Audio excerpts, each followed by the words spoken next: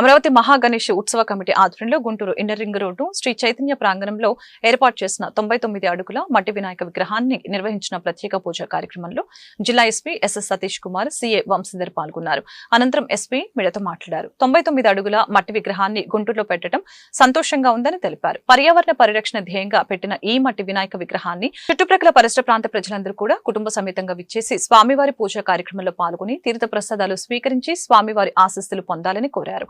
కార్యక్రమంలో committee chairman Narendra, vice chairman Rajanaidu, secretary Lakshmareddy, Zakir, Hemanth, Kalyan, Ramanjireddy, Ganesh, Gantaswamy, Durgareddy committee ముఖ్య సభ్యులు పాల్గొన్నారు. గణపతి ఉత్సవ కమిటీకి విజిట్ చేయడం జరిగింది. 99 ఫీట్ వినాయక విగ్రహాన్ని దర్శనం చేసుకున్నాము. సో ఇది ఇంపార్టెంట్ విషయం ఏంటంటే ఇది ఎకో ఫ్రెండ్లీ టైప్లో ఓన్లీ క్లే ద్వారా మాత్రమే ఇది చేయడం జరిగింది.